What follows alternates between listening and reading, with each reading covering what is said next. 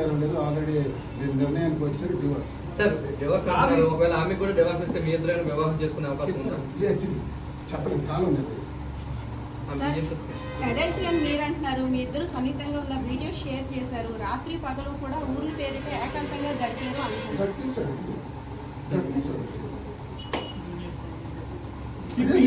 ఇంత చేస్తే ఏ భార్య సహిస్తుంది సార్? 2 ఏళ్ళుగా అటు ఇటు తిరుగుతున్నారని గుడికి వెళ్ళారని మీరే చెప్పారు. సో ఆమెకి లోపల కంప్లీట్ అవుతుంది కదా సార్. నేనే భూప్రపంచం మీద తప్పు చేశాను, ఉన్న ఏ మానవుడు తప్పు చేయలేదని కాదు సార్. ఇక్కడ అందరూ చేస్తే అందరి భార్యలు కాపాడుతూ వస్తున్నారు సార్.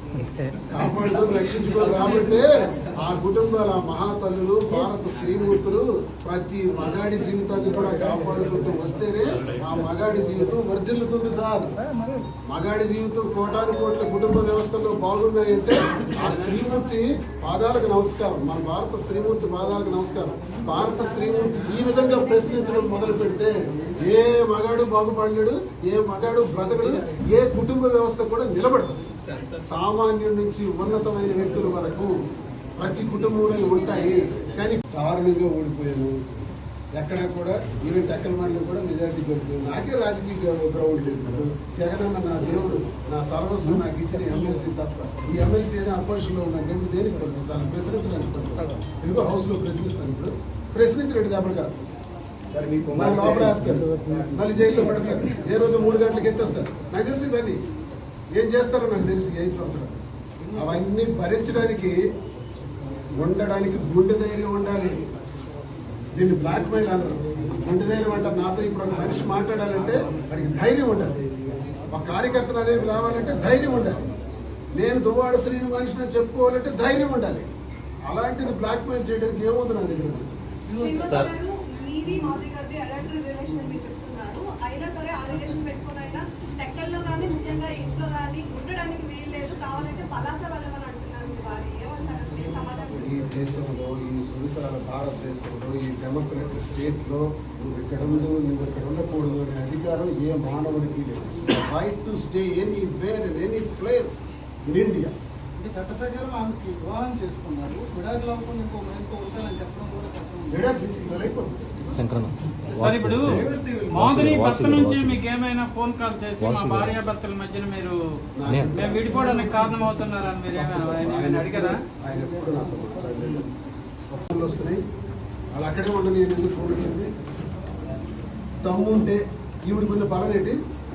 వైసీపీ కదా, జగన్ పార్టీ కదా. నాకు ఏసీఎల్ లోపల, వాళ్ళకి ఏసీఎల్ లోపల. కానీ నాకు లోపల వేయడానికి సిద్ధంగా ఉన్నారు, వాళ్ళకి సపోర్ట్ చేయడానికి సిద్ధంగా ఉన్నారు. తెలుగుదేశం కార్యకర్తలు ఎందుకు వస్తున్నారు ఈ కాంపౌండ్కి? ఆ చుట్టుపక్కల రాత్రి ఏ టైంలో చూసినా అన్ని కెమెరాస్ నాకు పనిచేస్తుంటే కెమెరాస్లో మొత్తం రికార్డే. ఎంతమంది తెలుగుదేశం నా గుమ్మ దగ్గరికి నాకు తెలిసి టీడీపీ క్యాడర్ ఇప్పుడు రాలా, నాతో మాట్లాడడం కూడా నేను మాట్లాడు. మరి వాళ్ళు ఎందుకు వస్తున్నారు అంటే మీకు మద్దతు, సపోర్ట్. ఇవన్నీ ఎవిడెన్సెస్ కావా? ఆమెకి ఎలా సపోర్ట్ వస్తుంది? వైసీపీ ప్రభుత్వం, వైసీపీకి పార్టీకి చెందిన వాళ్ళైతే పోలీసులు ఎలా సపోర్ట్ చేస్తున్నారు? ప్రభుత్వం నుంచి ఎలా మద్దతు వస్తుంది? ఎవిడెన్స్ కాదా? ఇంకా చూస్తారు మీరు. అచ్చెన్నాయుడు సపోర్ట్ చేస్తే ఇంకా చూస్తారు. నేను ఇప్పుడు ఎందుకు అచ్చెన్నాయుడికి చెప్తాను? ఏదైనా జరిగితే నువ్వే కారణం అవుతున్నా.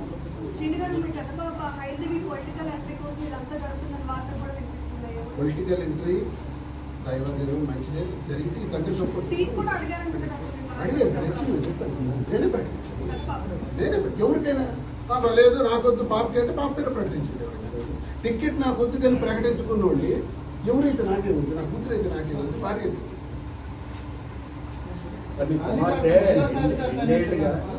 మహిళా సాధికారత కోసం నేనే జగన్ అడిగాను మా భార్యకి అన్న తప్పుతుంది బయటకు చెప్తున్నా. అంటే చీటింగ్ అంటే రాజకీయాల్లో ఏదైనా చేయొచ్చు.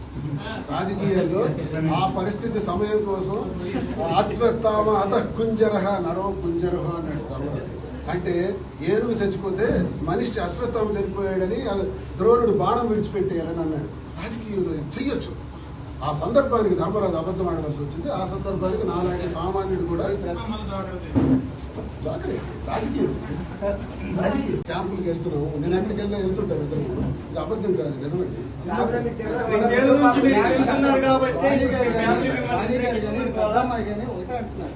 మా నాన్నగారితో మాకు ఎలాంటి విభేదాలు లేవు. ఈ ఆస్తి కూడా మాకు వద్దు, కానీ నాన్నగారు ఎక్కడ ఉండమంటే అక్కడ ఉంటాం, లోపలికి ఎంటర్ చేయమండి. లేదు చేయి.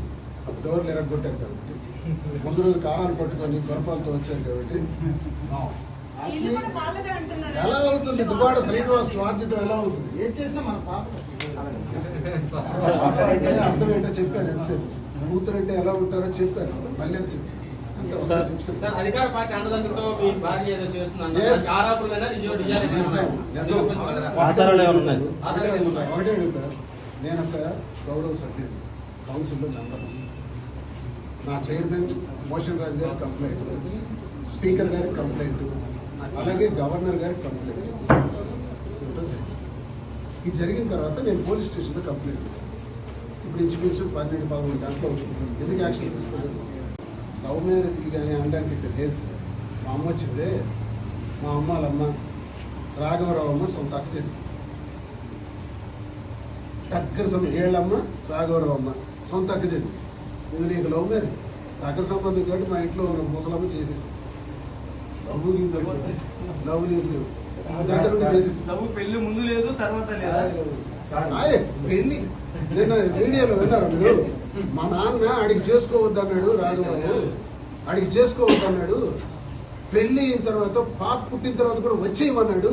ఇట్ ఈస్ రైట్, 100% రైట్ అని చెప్పింది. అదొకటి మాత్రం సత్యంగా చెప్పింది. అంటే ఇమోషనల్ గా చెప్పిందో నాకు తెలియదు. ఘనంగా నేను చేశాను. సరే తిన్నారు. అరే ఇంకోటి కూడా చెప్తున్నాను. నా డాక్యుమెంటరీ ఎవిడెన్సెస్ చూపించాలి. వాళ్ళకి ఆస్తులు నా కుటుంబానికి ఆస్తున్నట్టు నేను సంపాదించిన ఆస్తులు దమ్ముంటే రాఘవరావు ద్వారా నాకు ఈ ఆస్తి ట్రాన్స్ఫర్ అయింది. ఈ డబ్బులు ఆయన ద్వారా వచ్చాయని చెప్పమనండి.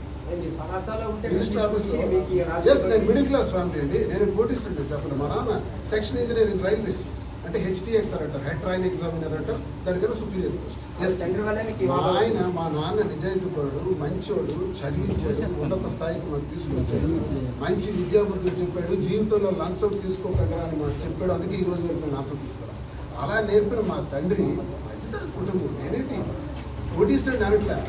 ఈమెను పెళ్లి చేసిన తర్వాత ఈమె ద్వారా నాకు వచ్చిన ₹1 చెప్పండి. ఎవిడెన్స్లు ఎవరుంటే చూపించమని. నేను ఒకటి దగ్గర ఆశించి బతికే విషయం కాదండి.